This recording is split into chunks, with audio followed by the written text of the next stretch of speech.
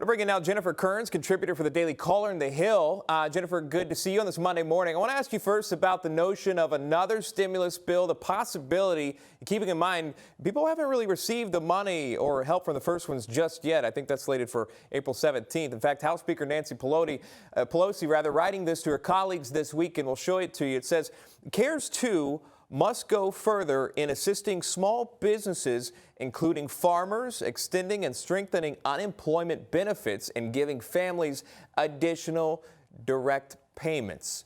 Already talked for CARES 2. Is this the right time for that? What's your thought? Well, I think we have to be very careful in the next phase of relief that we don't fall into what the Democrats are looking to do, which is to completely re-engineer how unemployment works and how aid programs work in the United States of America.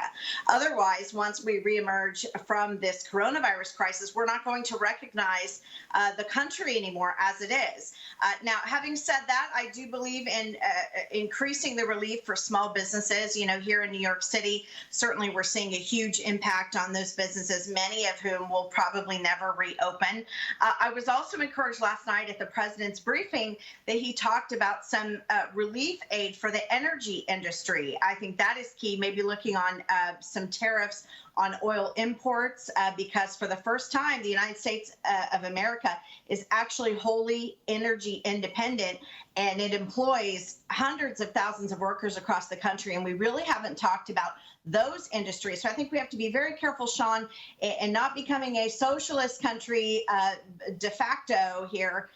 You look at what went into the last aid bill. A lot of Americans very displeased with the money that went to the Kennedy Center, who then laid off their employees. They got, $35 million and then summarily let go of their employees, and other social programs. We have to be careful that we're not socially re-engineering America in this crisis. Certainly, especially if you're redoing essentially another phase here. Richard Roth standing by, too, Democratic strategist, founder and partner of the Roth law firm. Good to see you too on this Monday. Thanks for coming on here, talking about this possibility of a new phase here.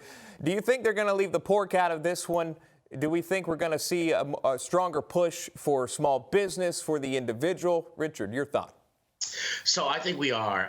The bottom line is that even though Nancy Pelosi jumped out on that, Donald Trump has not said no to it. And he actually said in one of his briefings that we may need to do that. There's a $350 billion for small businesses that's available, but it appears that is going to quickly be eaten up. The question is essentially how long this goes for. The big unknown is it going to start? Is the apex going to be next week? Is it going to be in 2 weeks? How long is it going to go for? So if this continues, we will probably need another stimulus package. And not only has Donald Trump hinted at that, but Mitch McConnell has also said, let's see where we are. We may need more. It's just, there's so much we just don't know. There really is, including what we're facing now. We hear about this climb towards the apex and when that could possibly happen. President Trump at a press conference recently saying, look, we're going to see a lot of deaths here. But on a side note, Governor Cuomo says that we've seen things lessen. On Saturday, we had 630 reported deaths in New York.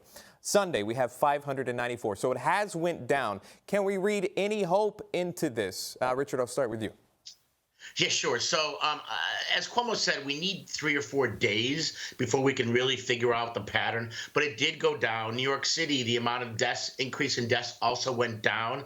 We don't know if that's a blip in the screen. We don't know if it's actually a trending pattern. If it's a trending pattern, thank God, then we are at the apex. We should know certainly by Tuesday or Wednesday what those numbers show. And Cuomo's morning briefings have been very, very articulate and very detailed. He's providing a lot of new information. So we're just praying that Cuomo really, that we are at the apex. We're really close if we aren't there. But as the president said, it's going to be a very tough week ahead.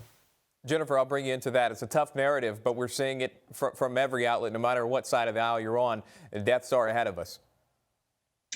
That's true. But if you look at the state of New York, I think that is the first glimmer of hope. And look, I think the numbers will prove after this is over with, and we can have that reckoning once we're through this tunnel, that the timing of the reduction in deaths may over the next few days prove that key shipment of that drug that President Trump has been touting it may have been paying off in the state of New York. We are now today at the hospitalization rate that we were back on March 22nd.